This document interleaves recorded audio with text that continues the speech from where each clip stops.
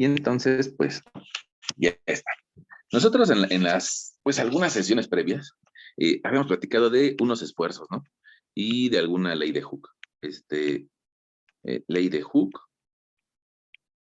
esa ley de Hooke, nosotros la escribíamos como módulo de elasticidad es igual a esfuerzo entre deformación unitaria, o bien también decíamos de que el esfuerzo es proporcional a las deformaciones que se presentan en un cierto material. Cualquiera de las dos formas, pues es fácil de recordar, ¿no?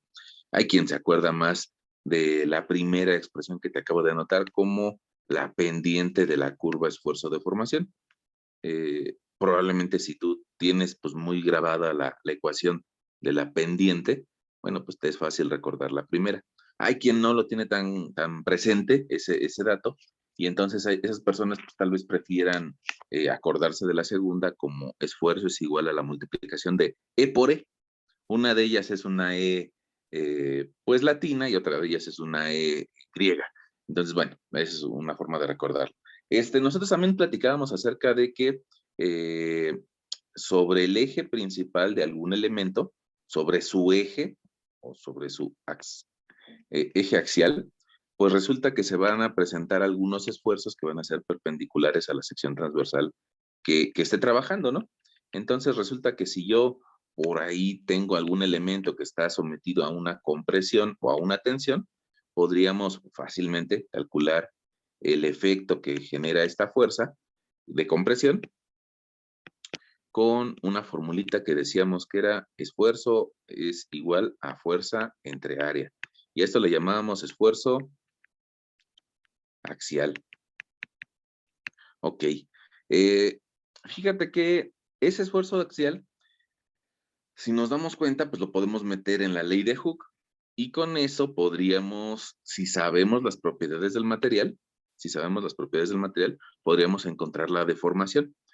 Me parece que de los últimos ejemplos que andábamos viendo la sesión pasada, poníamos una columna, que incluso yo recuerdo que tuve ahí algún conflicto con las unidades y que no se estaba dando no nos estaba dando el resultado como quisiéramos en esa columna. Entonces, yo creo que nos da la oportunidad de hacer otro ejemplito y tratar de preguntarnos, bueno, ¿y esa columna cuánto se va a achicar, no? Porque puede ser que sea poquito, puede ser que sea despreciable, o puede ser que valga mucho, ¿no? Que valga la pena calcularlo. Entonces, fíjate, ahí tenemos una cierta columna. Vamos a pensar de que esta columna va a estar recibiendo una cierta carga. En este caso, vamos a considerar de que van a ser eh, esa fuerza que va a ser del orden de unas 700, 700 toneladas, y que esa columna va a tener una dimensión en la base de 80 por 80, 0.80 por 0.80. Ok, ahí ya tenemos unas ciertas dimensiones. Con eso podríamos calcular nosotros nuestro esfuerzo axial. En este caso sería, pues, esfuerzo es igual a fuerza entre área, y, y nosotros decimos de que, pues, el área transversal la vamos a estimar como 80 centímetros en una dirección por otros 80 centímetros en la otra dirección, y eso nos va a terminar dando tal vez un área de 6.400 centímetros cuadrados. Ahora, ¿qué esfuerzo genera esa carga sobre esa área?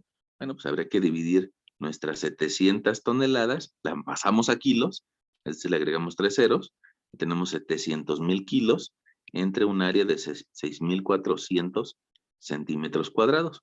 Y en este caso el esfuerzo axial nos está dando de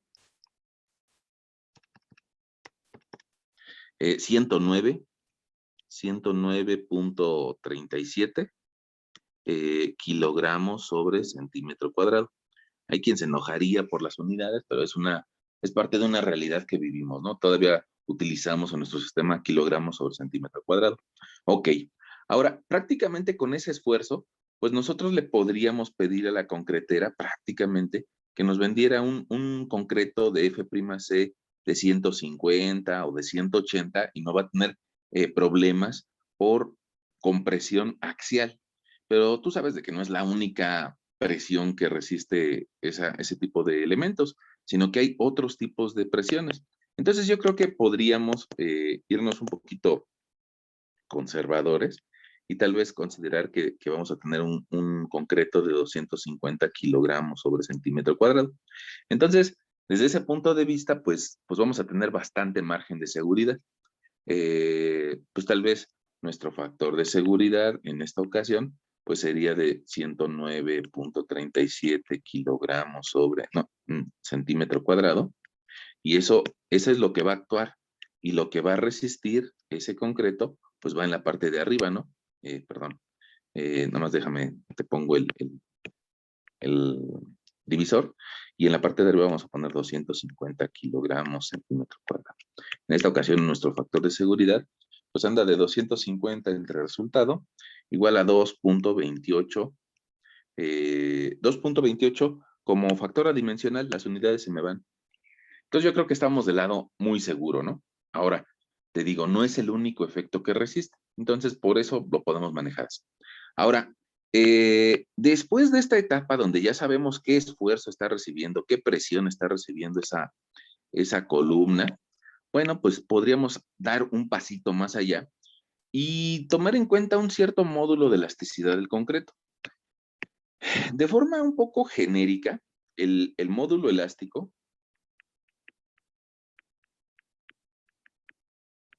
de un concreto, en muchas ocasiones lo terminamos refiriendo a un valor de 200,000 kilogramos sobre centímetro cuadrado. Pero en algunas ocasiones es un poco menor. Vamos a ponerle aquí que este sería un valor genérico, ¿no? Genérico. ¿Y eso de qué va a depender? Pues bueno, es que el concreto, a diferencia del acero, lo hacemos nosotros prácticamente al pie de la obra, ¿no? En algunas ocasiones se pide por una concretera, pero en muchas ocasiones la realidad de nuestro país es de que se sigue haciendo al pie de la obra. Entonces, resulta que hay algo que tú probablemente ya escuchaste hablar de ellas, que se llaman las normas técnicas complementarias. Las normas técnicas complementarias, a su vez, dependen del reglamento de construcciones para la Ciudad de México. Bueno, esas normas técnicas complementarias nos dicen, fíjate es que si tú quieres calcular el módulo de elasticidad, tienes dos fórmulas para poder calcularlo acorde a la cantidad de cemento que utilices y la cantidad de grava que utilices. Esa fórmula te diría, mira, tú puedes utilizar una expresión que dice que es 14,000 por la raíz de F'C si usas agregados de primera calidad. Si utilizas grava y arena de un origen basáltico. Es decir, grava y arena buena, ¿no? De primera calidad. Pero en cambio, si tu arena y tu grava está un poco contaminada, puede ser que venga de otro sitio, puede ser que sea grava triturada, puede ser que no sea de un origen basáltico, sino que más bien sea una grava de una roca caliza, es decir, una grava de segunda calidad. Bueno, pues entonces el reglamento te dice, bueno, pues utiliza 8,000 por la raíz de F'C y con eso puedes determinar el módulo de elasticidad. Te darás cuenta de que ahí ya se generan un montón de opciones porque tú sabes que hay diferentes valores de F'C.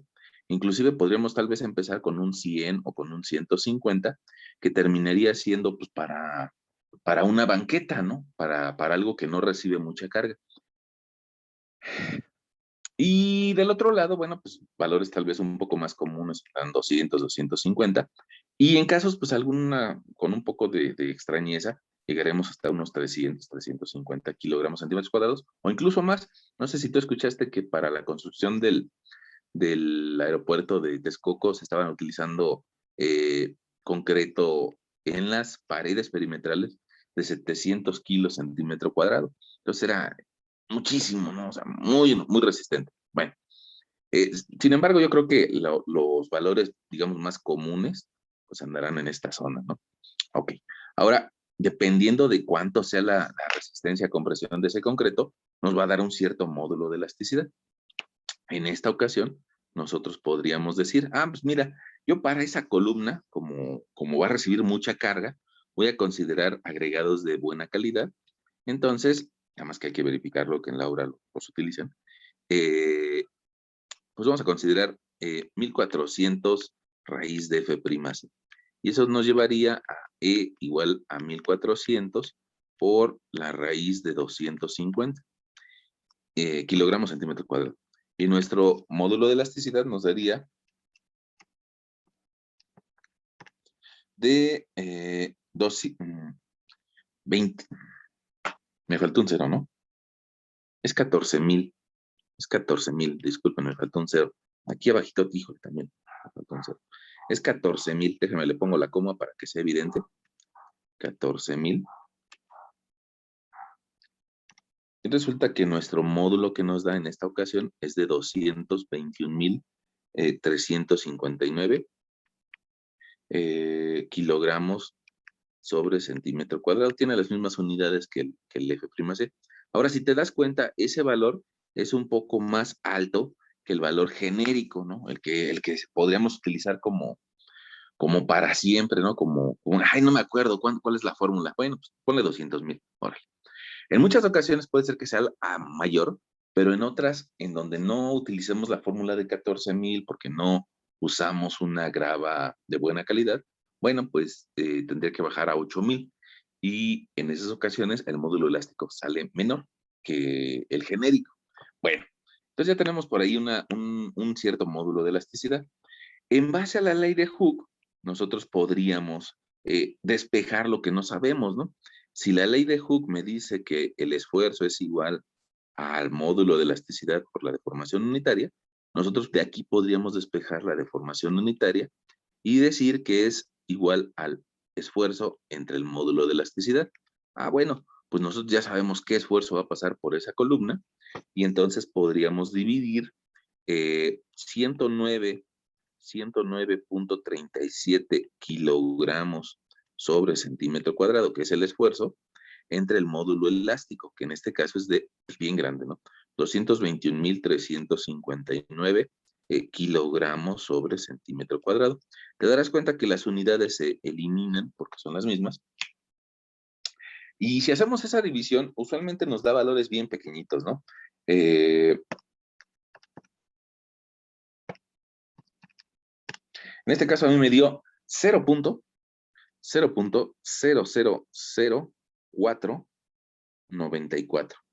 O probablemente en tu calculadora, si tú hiciste la operación, te dé algo así como 4.94 por 10 a la menos 3. Al fin y al cabo es lo mismo, ¿no? Es lo mismo. Este valor lo que nos está dando es una deformación unitaria.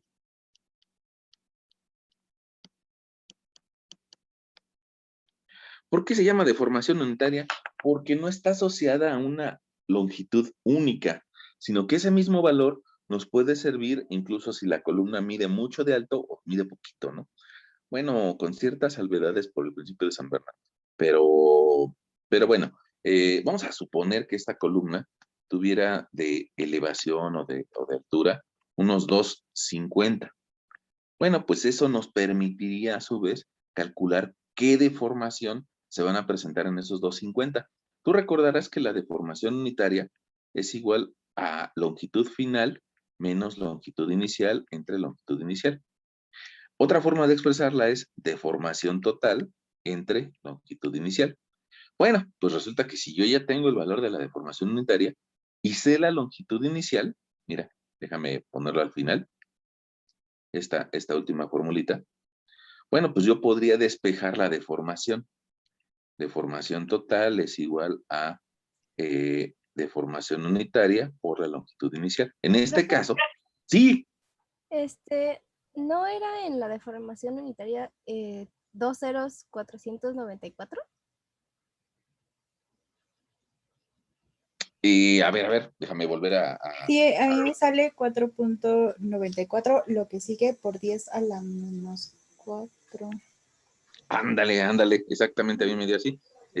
Vamos a ver si nos funcionan estas aplicaciones para que lo veamos en la calculadora. ¿Dónde estás? ¿Dónde estás? Aquí estás, ya te encontré. Vamos a ver.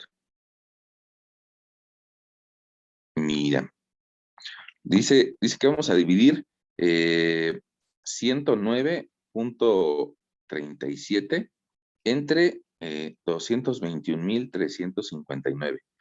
Y mira, ahí lo bueno de esta aplicación es de que ya nos está dando el valor así de forma directa. Probablemente a ustedes en su calculadora les esté dando notación científica. Mira, ahí que sería el que acabo de palomear, 4.94 por 10 a la menos 4. O probablemente no. Entonces, mira, esa cantidad, vamos a pedirle que la muestre de forma normal. Esa cantidad o ese 0.0004, una forma sencilla para recordar eso, es que el por 10 a la... Ah, caray. Es que había puesto a la -3 en vez de la -4. Sí, creo que es ahí donde nos estás corrigiendo. Fíjate, es a la menos 4. Entonces, a ver, vamos a hacer un resumen. Tenemos los mismos valores, pero ese valor a la -3 estaba mal, ¿verdad? Sí, todo va bien hasta ahí. Sí, ya, ahí está. Ok, mira, entonces, por si a alguien de nosotros se nos dificulta ese valor de a la -4, lo que significa ese -4 es pues, que me tengo que remover 4 decimales para escribir la cantidad así como va. Entonces ahí pongamos ahí de color naranja, ya te indicaría dónde quedaría nuestro punto decimal para expresarlo a la -4, ¿no? Y pues ya estamos con eso. Creo que sí andaba mal el por 10 a la -3, ¿no? Bueno, pues entonces con esa aclaración que nos hizo la compañera, pues ya estamos todos en lo mismo, ¿no? Entonces, mira, ya podríamos nosotros escribir que la deformación unitaria que vale 4.94 por 10 a la -4 y que no lleva unidades, si yo la multiplico por una longitud inicial, ¿te acuerdas de que habíamos considerado, tal vez ahorita no se ve, pero 2.50 metros? Bueno, esos 2.50 metros los puedo expresar en centímetros o en milímetros o como yo quiera, ¿no? Entonces, esos 2.50 metros, a ver si estamos en lo mismo, son 250 centímetros. No hay problema en que le cambiemos las unidades, porque con eso vamos a ganar un número al final que sea más fácil de leer. Si lo quieres poner en metros, pues te va a dar un número en metros. ¿Por qué? Pues porque la deformación unitaria no tiene unidades. Entonces, las unidades que meta en esa expresión va a ser mi resultado. En este caso, mira, ahí lo tengo en la memoria, ese punto 0.0049, lo multiplico por 250, y resulta que me da que esa columna se va a achicar 0.1235. Ahora, probablemente con tantos decimales no lo entiendo, pero en realidad lo que me está diciendo es de que se va a deformar algo así como 1.23 milímetros. Pues si es mucho, es poco, pues parece que es poco. Parece que es poco para lo que estamos acostumbrados a medir. Es bastante fuerza la que está bajando y se está deformando muy poquito. Entonces, bueno, pues eso nos puede dar una cierta tranquilidad. Es concreto, ¿no? Es concreto. Ok. Ahora, ese problemita, pues alguien diría, pues eso ya lo habíamos hecho, ¿no? Algún día. Ok. Ahora, me interesaba que vieras ese problemita que se desarrolla de forma axial. Ahora, las columnas a veces soportan otro tipo de esfuerzos, ¿no? Otro tipo de esfuerzos, voy a guardar la calculadora, como podría ser la misma columna, pero ahora soportar un efecto lateral. Bueno, ahora, ¿qué pasaría? Y alguien con toda razón me va a decir, ¿y a poco eso sí se puede dar? Sí, se puede dar. ¿Qué pasaría si ahora nuestra columna, en lugar de recibir esas 700 toneladas de forma vertical, ahora recibieran esa fuerza de forma lateral? Y no fuera tan grande, ¿no? Si quieren la dejamos en una magnitud de unas 300 unidades, 300 toneladas. Bueno, pues resulta que esa columna intentaría ahora, pues le pasarían varias cosas. Por un lado, empezaría a intentar flexionarse, pero también intentaría degollarse o cortarse. Mira, si ahora le hacemos si le asociamos a unos ciertos ejes, voy a ponerle por aquí el eje de vamos a poner el eje de las X, vamos a ponerle hacia arriba un eje de las Y y vamos a poner hacia el otro lado un eje de las Z.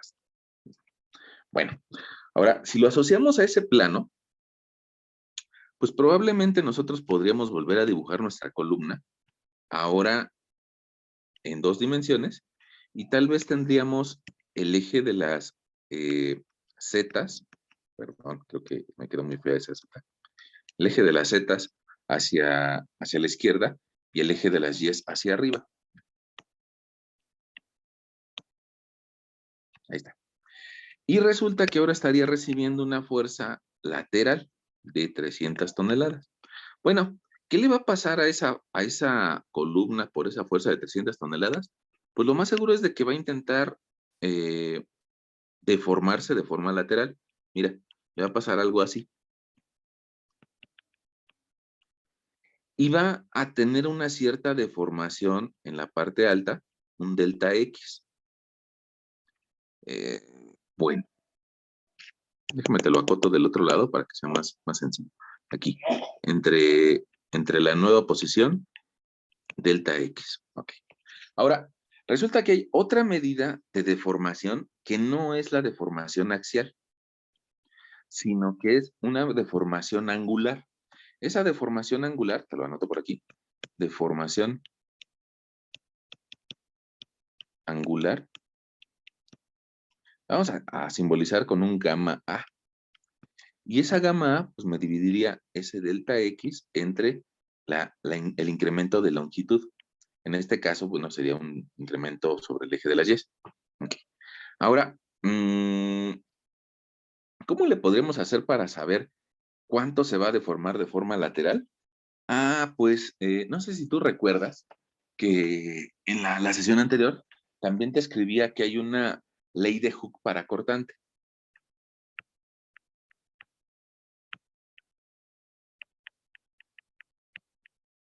Y esa ley de Hooke para cortante nosotros la escribíamos como tau igual a módulo de rigidez al cortante multiplicado por la deformación angular. Bueno, y alguien diría, bueno, pero ¿cómo calculamos tau, no? ¿O qué significa tau? Eso era un esfuerzo cortante. Y ese esfuerzo cortante es tau y lo vamos a obtener de la misma forma como fuerza entre área. Nada más que la diferencia es de que esta fuerza intenta cortar a la viga. Intentaría dislocarla en 2 partes separadas, ¿no? Una, o sea, al actuar esta fuerza, en algún momento podría dislocarse una parte de la viga de otra que está en otra posición, separarse. Pero antes de separarse, se va a empezar a deformar como lo tenemos mostrado en la figura. Bueno, pues resulta que nosotros podríamos, para la misma columna, que quedamos que medía 80 por 80, 80 por 80, pues nosotros podríamos encontrar el área transversal. Y esa área transversal de 80 por 80 nos da de 6,000 área igual a 6,400 centímetros cuadrados. Nuestro esfuerzo cortante lo podemos estimar como 300 toneladas, es decir, 300,000 kilos, entre un área transversal de 6,400 centímetros cuadrados. En este caso, nuestro cortante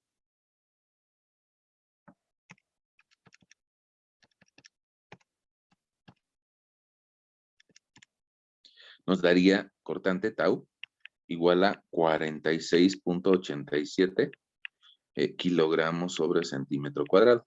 Ahora, mira, resulta que también hay una expresión que me permite estimar el módulo de rigidez al corte. Y ese módulo de rigidez al corte, o la letra G, la podemos estimar en función de la relación de Poisson, que incluiría, bueno, el módulo de elasticidad normal, de forma axial, entre 2 veces 1 más la relación de Poisson. Yo sé que probablemente ahí estamos entrando con muchas cosas, pero algunas de ellas ya las habíamos platicado. Habíamos dicho que la relación de Poisson era la deformación lateral entre la deformación axial, cuando un elemento es soportado de forma vertical. Y esa relación de Poisson, para el caso del concreto, relación de Poisson concreto, nosotros la podemos estimar en valores entre 0.15 y 0.20. Vamos a ponerla ahorita de 0.20.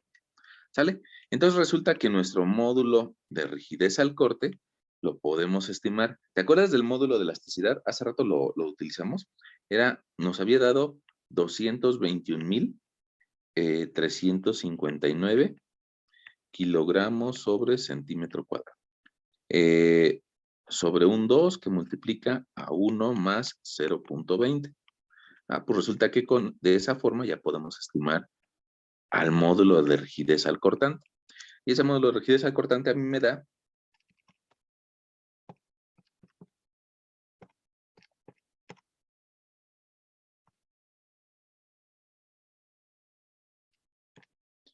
no sé si a ustedes les da lo mismo, a mí me dio de 92,233.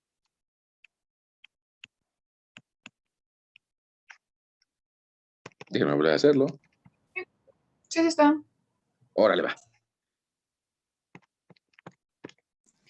Ok. Profe, Y lo de la relación de Poisson, ¿me podría repetir cómo lo sacó? Ese punto 20. ya.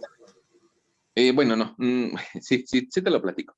Mira, la relación de Poisson o de Poisson, si nos ponemos un poquito franceses y lo pronunciamos como deberíamos, la relación de Poisson resulta que te dice, ese cuate, dice, si yo comprimo un material de forma axial, está bien, se va a comprimir un poco hacia abajo, pero además de comprimirse hacia abajo, déjame te lo dibujo con otro color, además de comprimirse hacia abajo, también se va a ensanchar un poco. Entonces, híjole, creo que no me ayudó mi dibujo. Voy dibujártelo en 2D para que nos ayude más. Además de comprimir la pieza hacia abajo, resulta que también se va a ensanchar la figura. Y me va a provocar, además de una deformación axial, también se va a provocar una cierta deformación lateral. Y entonces Poisson encontró que la diferencia entre la deformación lateral y la deformación axial me da la relación de Poisson.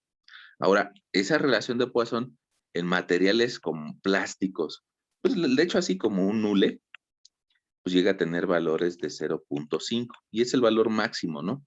Tal vez un hule o una arcilla tiene una relación de 0.5. En cambio, materiales frágiles, pues tal vez como un vidrio, como el concreto, pues llegan a tener relaciones de Poisson de 0.15, 0.15 a 0.20, o tal vez una arena llega a tener una relación de Poisson, de 0.30. Ahora, ¿dónde habría que buscar estas relaciones de Poisson? En un libro de resistencia de materiales. Tal vez yo quisiera decirte que viene en la tablita que les acabo de compartir, pero la realidad es de que no viene. Pero así como en esta tablita que les acabo de compartir, vienen algunas cantidades que nos pueden servir como la resistencia última, la sedencia o el módulo de elasticidad, así también podríamos buscar relación de Poisson para materiales. Lo bueno de nuestra época es de que tenemos a San Google, que sabe todo. Entonces vamos a pedirle a San Google a ver si nos ayuda. Vamos a decirle por aquí. Relación de Poisson. Relación de concreto. Mira, vamos a ver. Relación de Poisson de concreto. Mira, la relación de concreto. Bueno. Coeficiente de Poisson. Vamos a ver si el señor Wikipedia tiene algo, ¿no? Mira, ese dibujito, híjole, sí. Ahorita no quiero donar. Quizás en otro momento. No, gracias. Ya, ahí está. Mira, ese dibujito, perdón por Wikipedia, pero ese dibujito que tienes a la derecha, creo que es el mismo que te hice, ¿no? Cuando se está comprimiendo un elemento, se deforma de forma lateral. Y la ecuación que te daba, pues está ahí un poquito más abajo donde dice materiales isótropos. Vamos a ver si más abajito nos encontramos la tabla para los materiales. Mira, aquí en la parte de abajo dice anexo constantes elásticas para diferentes materiales. Vamos a ver al señor Wikipedia. Miren, aquí también nos está dando valores de elasticidad. Vamos a irnos un poquito más abajo. Mira, módulo de rigidez al cortante. Utilizan la misma fórmula que yo por ahí te di. Elasticidad entre 2 veces 1 más la relación de Poisson. Vamos a ver si más abajito. Aquí ya está. Mira, creo que ahí ya nos da luz Google y Wikipedia, ¿no? Mira, ahí dice que la goma o el hule tiene valores altos, ¿no? De 0.5, una arcilla de 0.5. Nos dice que un cobre en 0.35, 0.34. Y más hacia abajo, ya ves que los españoles al concreto le dicen hormigón. Viene hormigón con 0.20. Digamos que es una propiedad del material. El acero anda ahí en 0.30, ¿no? Y si te das cuenta, la mayoría de los valores de relación de Poisson andan entre 0.15 y 0.5. No hay ni más altos ni más bajos, ¿no? Sino en ese intervalo se da. Y bueno, pues no sé si con eso quedamos, compañera. Sí, profe. Ok, bueno. Pues resulta que ya vieron por ahí que las mismas fórmulas que están en Wikipedia también las estamos usando nosotros. Entonces, pues ya con eso podríamos, ya estimamos nuestro módulo de rigidez al corte, y lo que nos hace falta es aplicar la ley de Hooke al cortante. Mira, esta ley de Hooke al cortante nos diría, tú puedes calcular la deformación lateral en función de el esfuerzo cortante y del módulo de rigidez al cortante. Voy a despejarlo por acá. Mira, tau es igual a módulo de rigidez al cortante por deformación angular. Yo le pongo la deformación angular porque ese valor de gamma, esta letra griega gamma, también la utilizamos en nuestro curso como peso volumétrico. Entonces, para no confundirlos, le pongo esa A de deformación angular. Pero bueno, la podemos despejar y nos quedaría esfuerzo cortante sobre módulo de rigidez al corto. Y en esta ocasión, esta deformación angular, o esta distorsión angular, más bien dicho, nos daría de 46.87 kilogramos centímetro cuadrado entre 92.233 kilogramos sobre centímetro cuadrado. Ok, esta deformación angular nos da, bueno,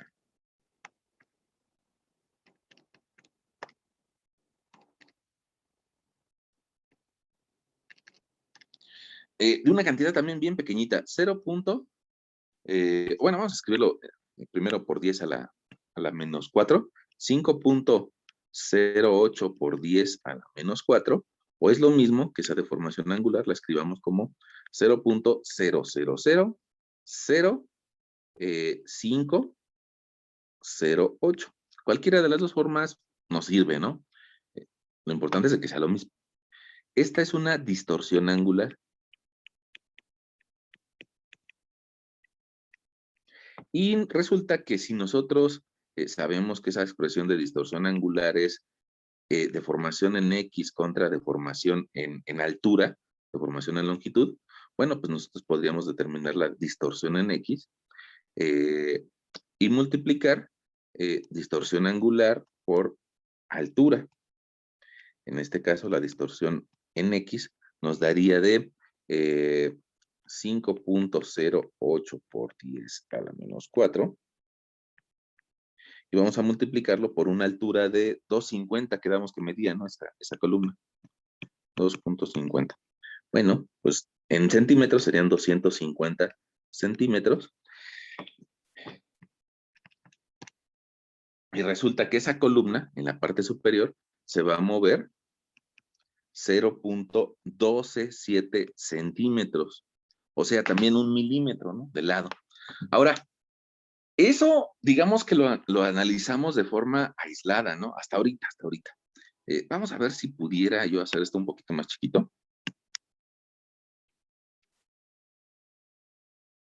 Bien, eso le voy a bajar un poquito el grosor. Y lo voy a hacer un poquito más chiquito para que les pueda platicar otra cosa. Bueno, ahora, miren, ya que lo tenemos así, resulta que nosotros ahorita acabamos de hacer un análisis por separado. Arriba consideramos nada más la condición axial y abajo consideramos la condición lateral.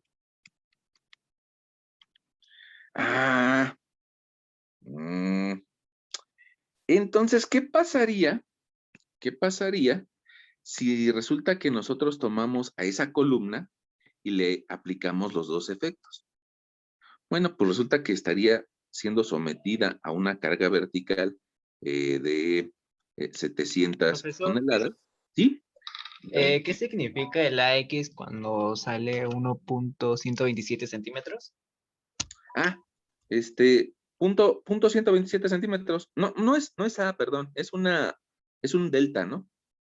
Tal vez me faltó Sí, es un delta, perdón. ¿no?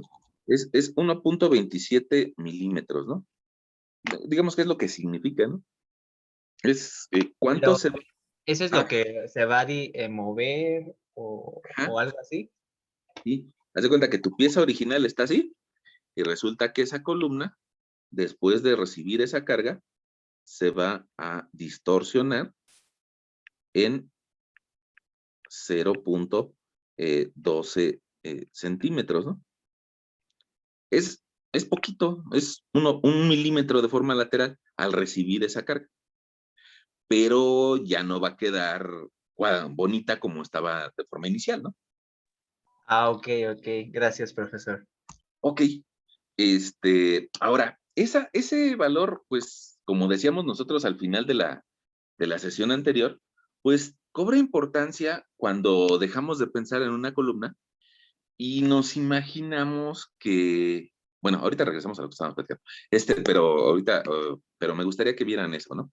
Por la forma de preguntar de nuestro compañero, pues me gustaría que se hicieran alguna idea de otra cosa. Miren, vamos a suponer que esa columna es parte de un edificio. Y evidentemente que probablemente tenga columnas intermedias. Pero, ¿qué pasaría si la primera columna, la de la planta baja, se deforma 1 milímetro? Y la siguiente columna, cuando tiene un sismo, pues resulta que esta masa también, así como se mueve e intenta deformarse a la altura de la masa 1, pues resulta que también se quiere deformar la masa 2. Significaría que la columna que está encima de la planta baja también se va a deformar. Y la masa que está arriba también se va a deformar. Entonces eso va a implicar que la siguiente columna también se deforme. Y la siguiente columna también se deforma. Entonces, ¿qué podríamos decirle a una persona que está sintiendo un sismo en la planta baja o en la planta quinta o sexta o la que sea? ¿Quién va a sentir más el efecto de un sismo? Pues entre más alto esté. Los pisos, ¿no? Superiores. Ándale, exactamente. Entre más alto, van a tener mayor sensación de movimiento, porque se va a ir deformando cada vez más a medida que vayamos subiendo los niveles. ¿Qué quiere decir eso? Bueno, pues que ojalá y que nunca, ojalá y nunca te toque pues sentir un sismo en la torre latinoamericana, ¿no? Porque la torre latinoamericana, pues a medida que van pasando los niveles, se va a ir moviendo más hacia uno o hacia otro lado. Va a empezar a oscilar más. Bueno,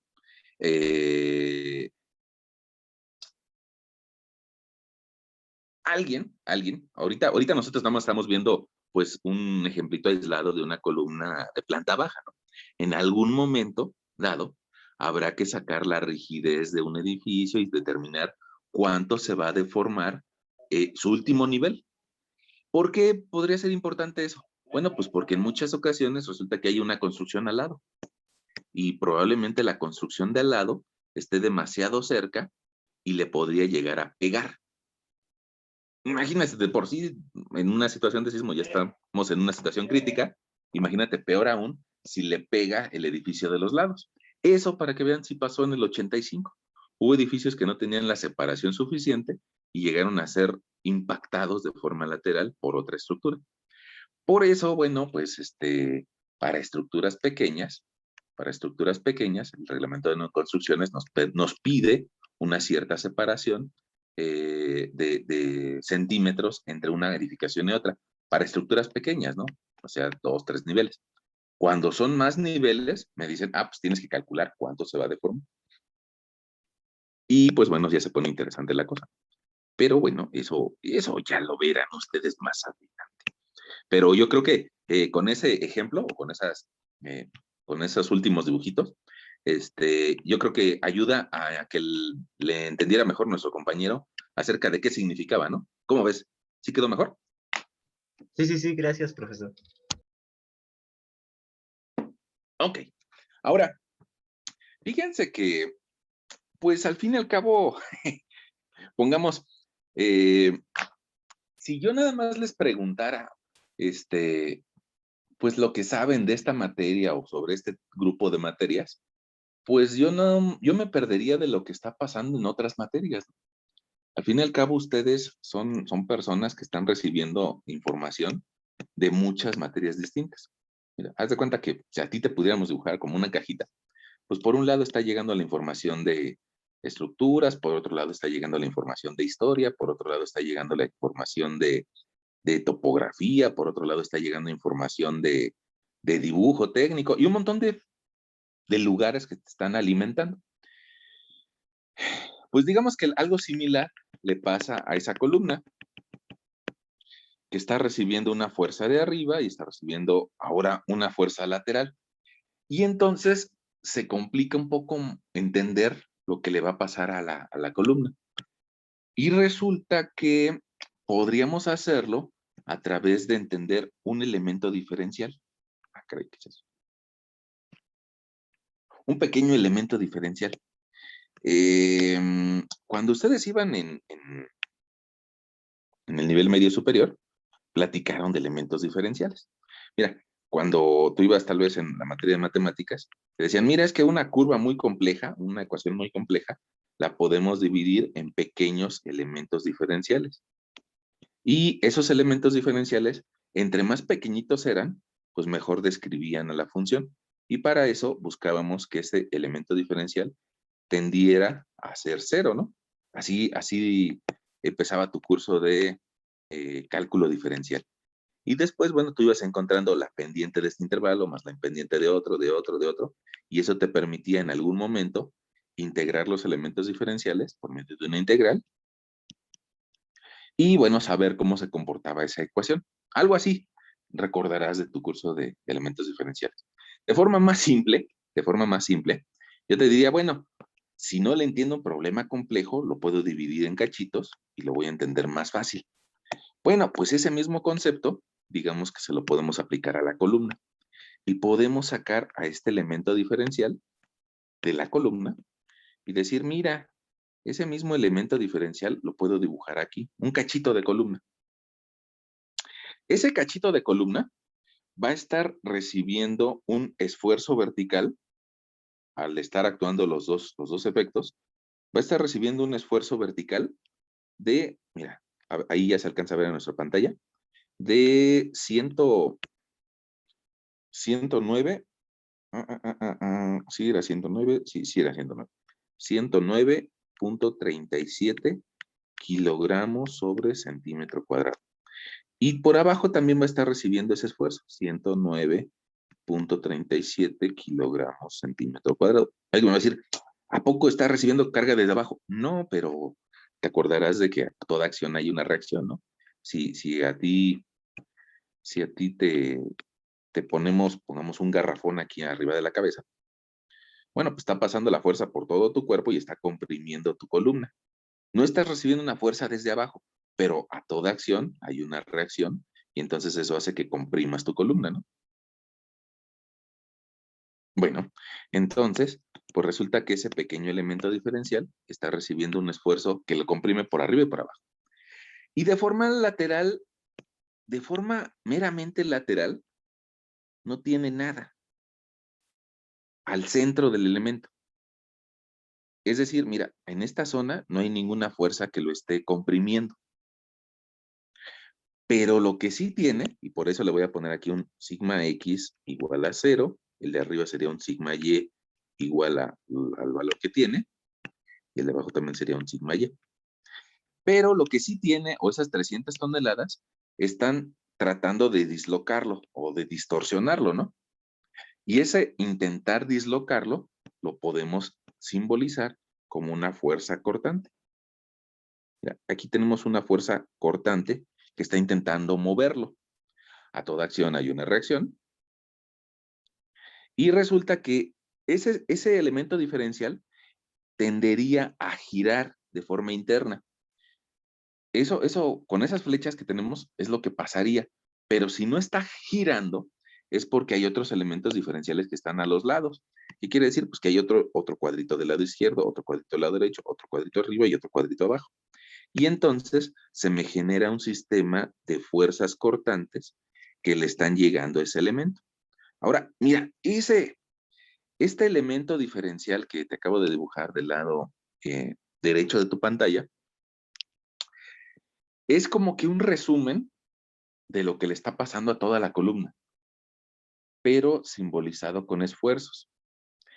Ese concepto es un poquito complejo, bastante complejo, diría yo, y prácticamente con ese concepto y con lo que ahorita te voy a platicar, nos podríamos pasar todo un semestre platicando, ¿no?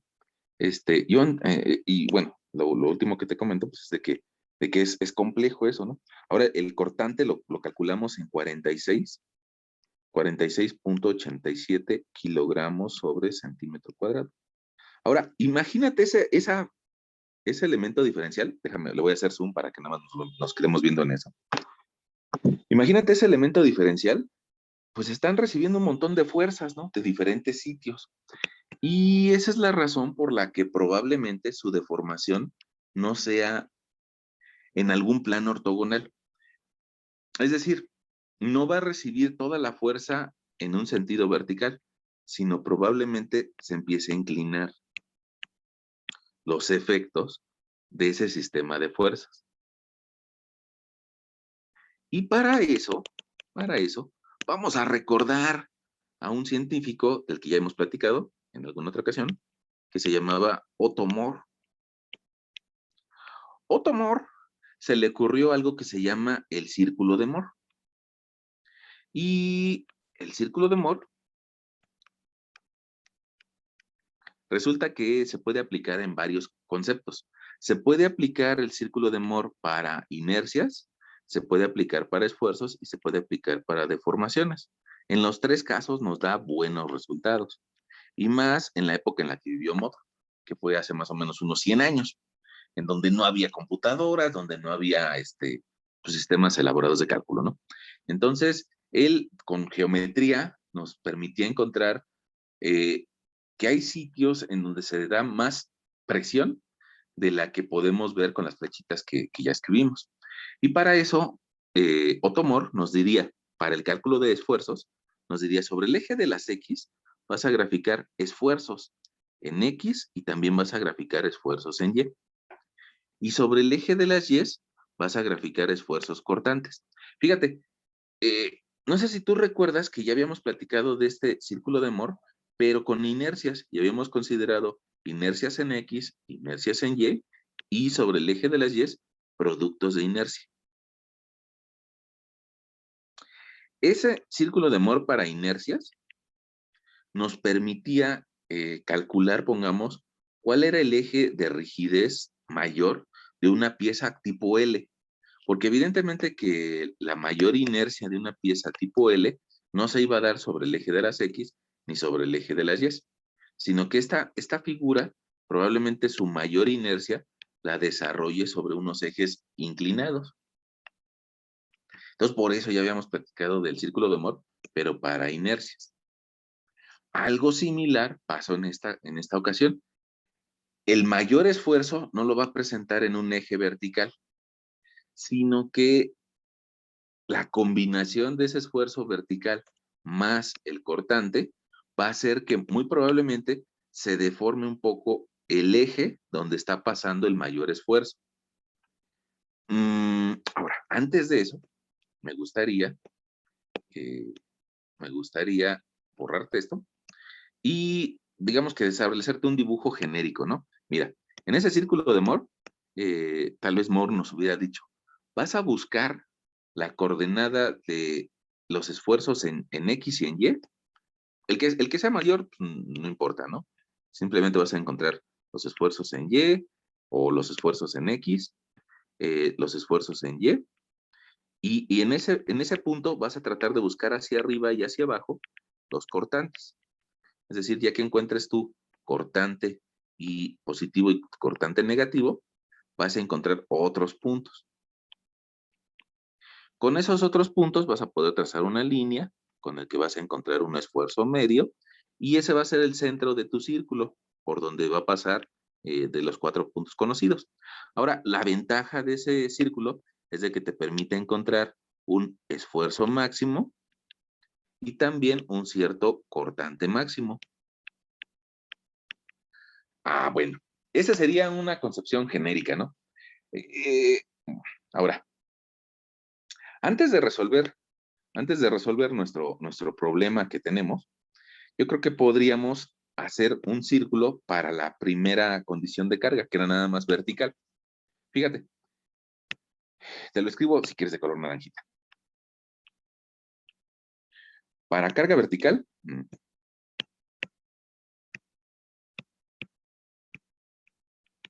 para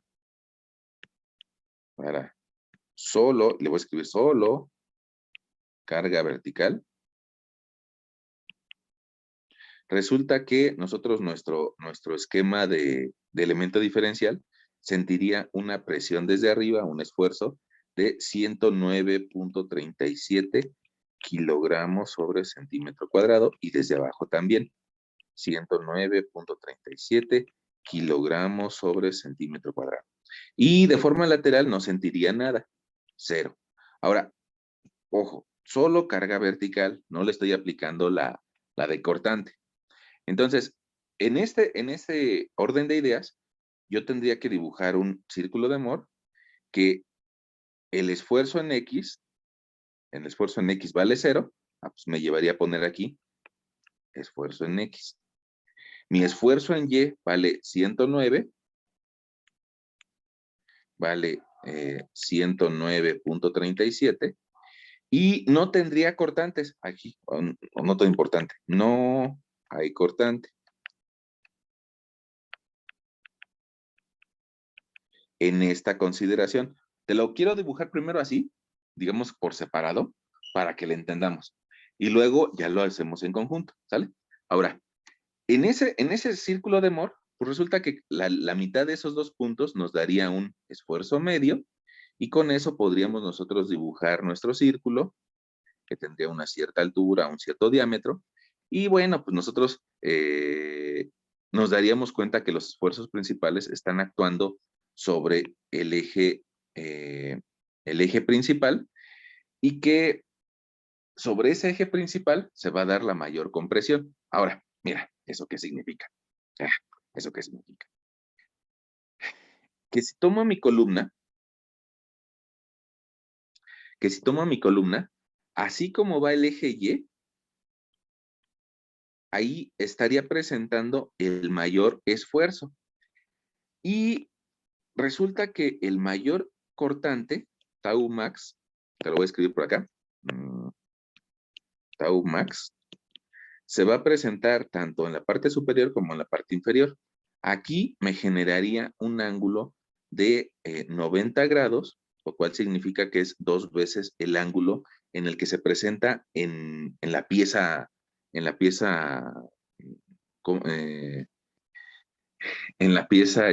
real. Ok, a 45 grados voy a encontrar el cortante máximo. ¿Qué significa eso? Que si esa pieza intenta romperse, digamos que se va a intentar fisurar así de forma vertical, completamente de forma vertical, y que la fuerza que va a intentar abrirse va a ser horizontal, a consecuencia de la carga vertical. Bueno, ahí está. Ok. Ese sería un primer caso. Ahora, tomo mi plumoncito azul para dibujarte otro caso, que sería solamente con cortante. Solamente con cortante bajo el mismo esquema. Ahora, solo cortante. Sin fuerza vertical. Ah, bueno, pues entonces resulta que mi elemento diferencial sentiría una fuerza cortante que vale, me parece que 46.87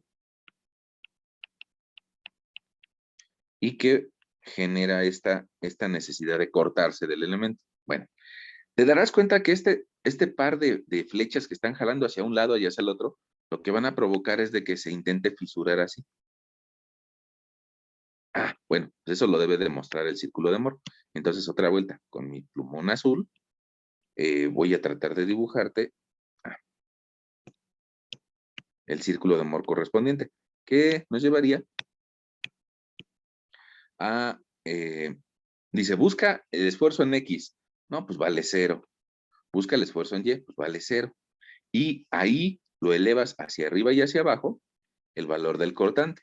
En este caso sería tau igual a 46.87, tau igual a 46.87. Ahí están. Con esos puntos puedes trazar tu círculo de Moore. Ah, pues entonces resulta que mi círculo de Moore en esta ocasión quedaría así.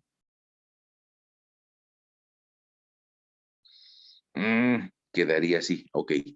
Y aquí estaríamos encontrando un esfuerzo máximo que valdría, como es un círculo, lo mismo que tengo hacia arriba, lo tengo hacia los lados.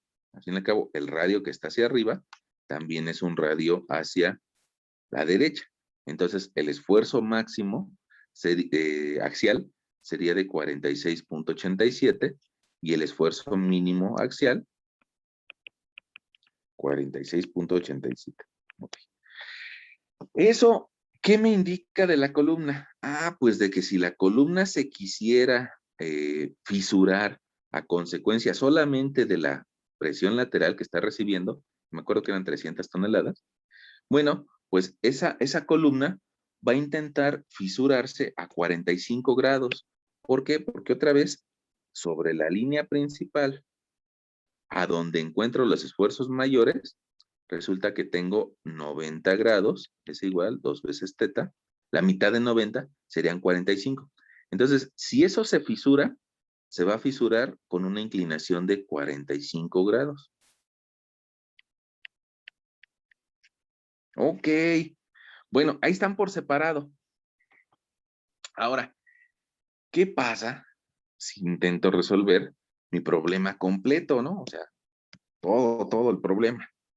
Pues resulta que entonces yo tendría que utilizar todo el círculo de Moore, que sería, lo ponemos en negro, que sería, el esfuerzo en X vale 0, pues ahí tengo un punto al inicio. El esfuerzo en Y vale 109, pues me voy hasta el 109, es 109.37. Ahora, en esos puntos no va a pasar el círculo de Moore porque tengo el esfuerzo combinado, ¿no? Tengo tanto esfuerzo en X, esfuerzo en Y, pero también cortante. Entonces, en ese momento yo lo que tendría que hacer sería subir hasta un valor de 46 y ahí en ese valor de 46 voy a encontrar el punto por donde sí va a pasar el círculo de Moore. Bajo también 46 y voy a encontrar el punto donde sí va a pasar el círculo de Moore. Entonces ya tengo 4 puntos. Con esos 4 puntos yo podría encontrar el esfuerzo medio y después de ese esfuerzo medio encontrar el radio hacia cada uno de sus 4 puntos. Si ya tengo el radio, pues entonces podría trazar mi círculo. Ahora, alguien me va a decir, pues geométricamente le entiendo, pero ¿qué significa eso? Bueno, ahorita lo tratamos de explicar.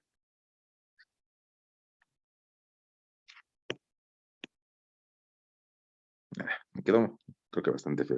Voy a volver a intentarlo. Me van a decir ustedes, de seguro usted tomó clases de dibujo técnico en línea, ¿verdad? Por eso dibuja feo. Bueno, pues, sí, tal vez sí. Bueno, comprenderán que no es lo mismo dibujar en el dispositivo electrónico que a mano, ¿no? Pero bueno, ahí está. Ahí está mi círculo de Moore para esa condición compleja. Ahora, no olvidemos, yo creo que vale la pena recordarlo, que el eje de las Y's, lo que significa es esfuerzo cortante, el eje de las X, lo que significa es esfuerzo axial. Eso, mira, me está llevando a unos puntos interesantes. Significa que en algún lugar que no he alcanzado a ver, hay un esfuerzo que es mayor y es un esfuerzo máximo. Ese esfuerzo máximo, ahorita no sé cuánto vale, pero lo vamos a calcular. Pero también en otro sitio se te está presentando un esfuerzo mínimo, que incluso no es de compresión, sino que es de tensión. Es de tensión, está del lado negativo. Ah, y ahorita lo calculamos también. Y hay un sitio donde se presenta el cortante máximo y hay un sitio donde se presenta también un cortante mínimo o máximo negativo, ¿no? Ok, todos esos puntos los podríamos nosotros calcular si sabemos cuánto vale el esfuerzo medio. Para ese tema hay unas ecuaciones bien, pero bien complejas. Vamos a ver si las podemos alcanzar a ver aquí con nuestro primo Google. Vamos a preguntarle por aquí. Nada más para que las veas, ¿no? Círculo de Moore.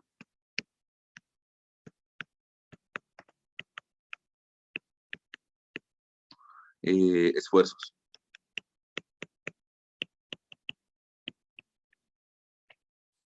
Esfuerzos principales. Ok.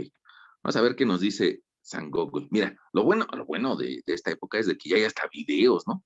De eso. Mira, vienen los cuadritos, en el primer video vienen hasta los cuadritos que por ahí te he dibujado. Vamos a ver si aquí otra vuelta con Wikipedia nos va a decir que donemos. Ah, mira. Resulta que ahí viene la representación del círculo de Moore, lo que te estaba dibujando de esfuerzo cortante, esfuerzo normal. Y mira, vienen algunas ecuaciones que algunas de ellas se ponen un poquito interesantes, ¿no? Entonces, lo bueno de ese tema, mira, estas ecuaciones que ya como que se ven medio complicadas, donde veas S, en realidad es un sigma, donde veas una T, en realidad es una tau. Si te das cuenta, esas ecuaciones que son un poquito raras, no somos los únicos locos que las ven, sino que todos los cuates que se dedican a hacer alguna ingeniería las ven en alguna ocasión en su vida. Algunos se profundizan más, otros se profundizan menos. Te decía, hay una materia que se llama mecánica del medio continuo, en donde se pasan todo un semestre hablando de esto, todo un semestre. Entonces, pues evidentemente que ellos en todo un semestre van a adquirir una cierta habilidad o una mayor expertise acerca de lo que son los círculos de Moore. A mí no me interesa que nos pasemos un semestre hablando de esto, no me interesa, pero me interesa que sepas que hay esas formulaciones que están un poco complejas. Esas formulaciones, hasta antes de que llegara Moore, los ingenieros de hace 100 años tenían que aprenderse esas fórmulas. O sea, digamos, el ingeniero Eiffel o el ingeniero que estudió para hacer la cimentación de la Torre Latino, el ingeniero Leonardo Sebart, pues tuvieron que pasar por ese tipo de ecuaciones. Nosotros no. Nosotros, mira, resulta que como ya nos tocó la época de Moore, pues simplemente podemos por geometría encontrar los puntos que te marquen en rojo. Y el último que no te marque en rojo, pero lo hago ahorita, es el esfuerzo medio. Mira, resulta que Si este punto tiene de coordenadas 109.37,46, 46.87, y este otro punto de acá tiene de coordenadas 0, menos 46.87, con esos puntos A y B, nosotros podemos encontrar el lugar del esfuerzo medio. Podemos decirle a nuestro lector que el esfuerzo medio es igual al esfuerzo en X más el esfuerzo en Y entre 2. Y es parte de las fórmulas que vienen ahí, de las que habría que aprenderse de memoria, pero por geometría las podemos encontrar. En este caso, valdría 109.37 entre 2. Eso nos da un 54. 54.68 kilogramos centímetro cuadrado. Ese sería nuestro esfuerzo medio. Y a partir de ese punto, podríamos calcular el radio. Mira, te lo voy a poner de colorcito naranja para que se vea. Este radio, nosotros lo podríamos encontrar mejor del otro lado, mira. Ese radio, resulta que lo podríamos calcular porque es parte de un triángulo. Ese triángulo avanza, mira, te lo voy a volver a dibujar por aquí. Ese triángulo, sobre el eje de las X mide 54.68. Sobre el eje de las Y mide 46.87. Entonces, mi radio va a ser igual a la raíz de 54.68 al cuadrado más 46.87 al cuadrado, y le sacamos raíz. Entonces ya tengo el radio.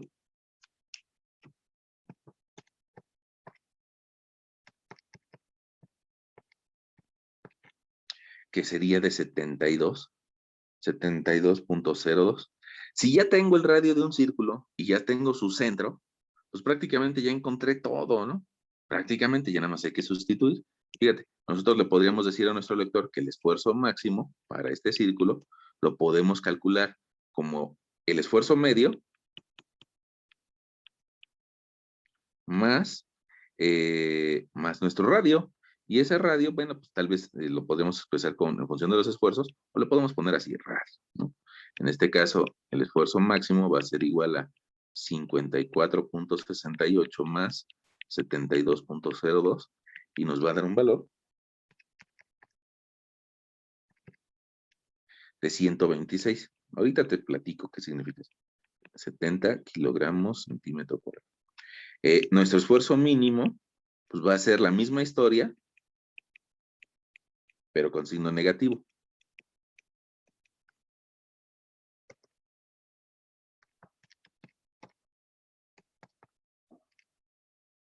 Y eso nos da un menos 17, ¿no?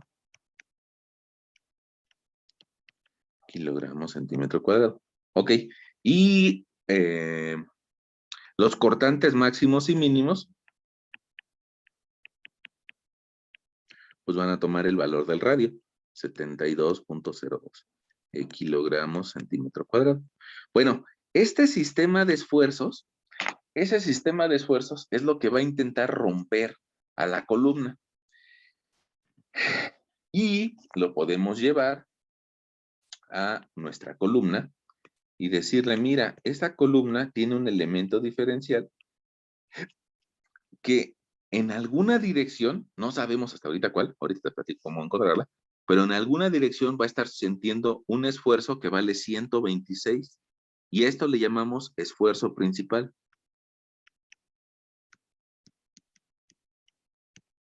Esfuerzo principal porque es el mayor o el máximo. Y una historia similar pasa con el de abajo. Este sería esfuerzo principal menor. Esfuerzo principal menor y esfuerzo principal mayor. Ahora, ¿cómo le hago para saber qué ángulo tiene? Pues mira, en ese triángulo que acabamos de dibujar nosotros, podemos encontrar el ángulo que generan esos esfuerzos. Y le podemos poner un cierto nombre, vamos a ponerle alfa. Y resulta que alfa la podemos calcular como el arco cuya tangente es 46.87 entre 54.68. Y ese alfa resulta que da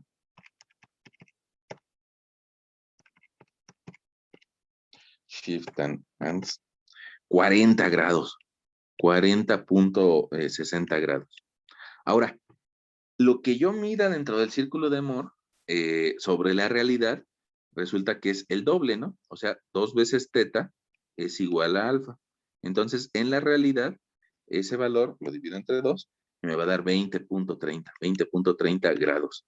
¿Qué significa esos 20.30 grados? Ah, mira, a partir de los ejes normales que estamos acostumbrados a ver, el eje de las X y el eje de las Y, resulta que esa columna se va a rotar 20 grados para encontrar sus esfuerzos principales. Y entonces va a establecer un eje, si quieres le llamamos un eje U, un eje V. Un eje V y un eje U, en donde se van a presentar los mayores esfuerzos. El mayor esfuerzo, ¿te acuerdas de que había una fuerza que estaba llegando a la columna que valía 300 toneladas y que había otra que estaba llegando a la columna que valía 700 toneladas? Bueno, pues resulta que si esa columna se llega a abrir, lo va a hacer sobre el eje U. Es decir, si se llegase a abrir, lo va a presentar una serie de fisuras en esta dirección del eje U, que está a 20.30 grados de rotación con respecto a los ejes tradicionales, ortogonales. Ahí se presenta la máxima tensión.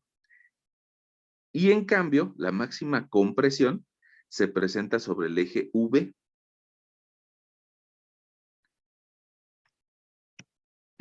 Sí, sí, sí. Yo entiendo que el tema está un poquito debrayado. Pero, mira, quédatele viendo en la parte izquierda de tu dibujo a ese sistema tau. Ese sistema tau, si sumas esos dos vectores rojos, lo que te daría prácticamente de resultado de esos dos vectores rojos, pues es un elemento que está jalando hacia allá y otro que está jalando hacia acá. La consecuencia es de que las grietas se generen en ese sentido. Pero esas grietas se van a ver alteradas por la fuerza vertical que está recibiendo la columna. Por eso, la suma de todas esas fuerzas va a intentar fisurar a la columna con esta inclinación de 20 grados. Y eso lo podemos resolver con ese círculo de Moore.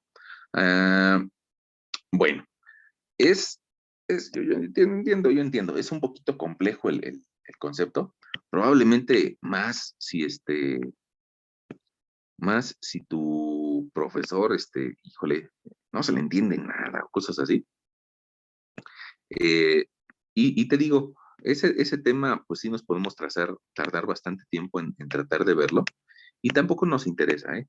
Nada más me interesa que veas, me interesa que veas eso, que a partir de las presiones que se pueden generar en una columna que tiene tanto presión vertical como lateral, se genera un sistema de fuerzas interno muy complejo. Y fíjate que nada más tengo dos fuerzas, ¿eh? En realidad, una columna puede recibir fuerzas en 3 direcciones. Y momentos y un montón de efectos. Pero ya se nos complicó la vida aquí, ¿no? Así como que, ya se puso difícil esto. Bueno, en parte se puso difícil, en otra parte solamente es, digamos, la teoría de nuestro curso. Esta teoría de nuestro curso nos va a ayudar a entender otras cosas que vamos a hacer y que van a estar más fácil y que no va a ser necesario estar pasando por estos círculos de amor. Pero están fundamentados en esto. Sería muy gacho, muy mala onda de mi parte, nada más presentarte lo que vamos a hacer después y no explicarte de dónde viene, ¿no? A veces el inicio de los cursos son bastante aburridos y esta tal vez sea nuestra clase, ¿no? Esta es nuestra clase aburrida para poder entender cosas más complejas. No te espantes ni nada. No vamos a aplicar pues un examen de esto. Pero ya con eso podemos cerrar. Mira, me gustaría que te imaginaras esto, que es hacia dónde vamos, ¿eh? Imagínate una viga y esa viga resulta que tiene unos apoyos, unas columnas, ¿no? Uno de esos apoyos lo simbolizamos con un apoyo fijo, otro de esos apoyos lo simbolizamos con un apoyo de rueditas. ¿Estás de acuerdo conmigo que al recibir una cierta carga externa, pues esa viga va a intentar deformarse? Y al intentar deformarse se va a empezar a caer, ¿no? Por decirlo, por exagerarlo un poco. Ok, vamos a suponer que sí se logró deformar. Pues resulta que a nivel diferencial, nosotros podemos tomar un elemento diferencial de aquí, de esta parte de la viga, y si lo aislamos, pues nos daremos cuenta de que ese elemento diferencial está recibiendo fuerzas como las que yo te dibujaba. Mira, estas fuerzas le van a provocar al elemento un cierto cortante hacia abajo, pero tiene un apoyo, y ese apoyo le va a provocar una fuerza hacia arriba a ese pequeño elemento diferencial. Quiere decir que ese apoyo lo puedo transformar en una fuerza cortante y esas acciones en una fuerza cortante.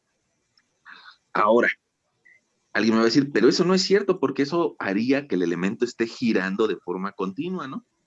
Y yo no veo que esté girando de forma continua. Ah, entonces tiene que establecer un equilibrio y se genera un par de esfuerzos cortantes. Ah, pero además estás actuando una cierta carga de forma vertical. Ah, pues entonces también vamos a agregarle un esfuerzo Y que tiene una reacción de esfuerzo Y. Y resulta que también tiene una cierta fuerza de compresión lateral, dependiendo de qué tan arriba o tan abajo esté, y va a tener un esfuerzo en X. Alguien, como ese grupo de científicos de Moore, se dio cuenta de que todas esas fuerzas convergen adentro de cada material que está adentro de nuestra cabeza o dentro de la losa que estamos, bueno, que nosotros estamos abajo de una losa o abajo de una viga. Y ese sistema de fuerzas se presenta a lo largo de muchos elementos diferenciales abajo de esa viga o a lo largo de toda la viga. Podemos tomar un elemento diferencial 1, 2, 3, 4. Toda la viga está hecha de elementos diferenciales. Toda la viga. Eso quiere decir, bueno, que si nos pusiéramos de investigadores, bueno, cada uno de estos elementos diferenciales tendría su propio círculo de Moore. Alguno con algunas características, alguno con otras, y de cada uno podríamos trazar su círculo de Moore y entender en qué dirección se va a presentar los esfuerzos principales para cada uno de esos elementos diferenciales. Ok, ¿eso a dónde? ¿Eso a dónde nos lleva? ¿A dónde vamos? Bueno, pues resulta que esa viga podemos predecir. ¿Están en clase? Ay. Sí. De esa viga nosotros podemos predecir cómo se va a fisurar gracias a que está hecha de muchos elementos diferenciales. Y la respuesta es de que este sistema de fuerzas nos llevaría a que se empiece a fisurar así. Mientras que en la parte central se va a fisurar así. Y me gustaría que ustedes sean bien observadores, ahora que salgan a la calle, y que se le queden viendo con sus ojos a una viga larga, a una viga como pongamos la que está debajo de un puente peatonal o debajo de un puente vehicular. Y quédensele viendo a ver si alcanzan a ver algunas de estas fisuras. Yo por ahí les voy a mandar algunas imágenes en Classroom, que alguna vez yo me encontré algunas fisuras así, y vamos a ver si se parecen o no. Y esas fisuras tienen una razón de ser porque el elemento diferencial que está en esa zona cumple con ese sistema de esfuerzos. Para eso era importante que platicáramos acerca de esfuerzos y de propiedades de los materiales. Ahora, ¿qué vamos a hacer en nuestras siguientes clases?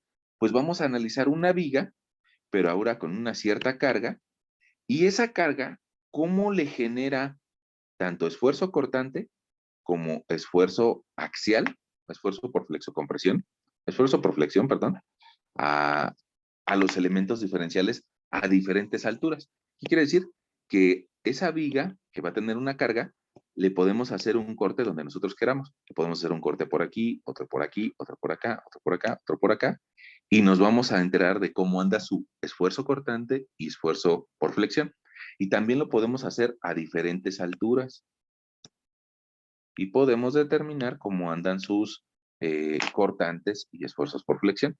Pero eso lo haremos en nuestra siguiente sesión. Ahora, me interesa. No vamos a estar haciendo círculos de Mohr de cada uno de esos puntos, pero de forma muy sencilla podemos entender cómo se va a ir comportando esa viga de forma interna. Cuando ustedes analizaban en su curso de estática, analizaron armaduras, una armadura tipo Pratt o una armadura tipo Warren, pues resulta que esas armaduras tenían la particularidad de que solamente resistían fuerzas o de tensión o de compresión. En este caso yo te dibujaría para esa armadura, te dibujaría que las barras de abajo están a tensión, mientras que las barras de arriba se están comprimiendo. Bueno, esas armaduras solamente resistían una cierta fuerza axial en un solo eje, ya sea de compresión o de tensión. Ahora, las vigas son un poquito más complejas porque la carga que reciban al estar a media viga, resulta que esa carga que están recibiendo en un punto que no es los nodos o los apoyos, pues resulta que genera tanto esfuerzo cortante como esfuerzo normal o esfuerzo axial. Y digamos que se complica un poco la historia. Pero gracias a lo que hemos platicado, aún con lo difuso que pueda resultar, gracias a esos conceptos que hemos venido por ahí platicando, va a ser más fácil entender cómo se va a deformar la viga. Bueno, sí está un poquito complejo. Sí está un poquito complejo, pero nada que no podamos entender.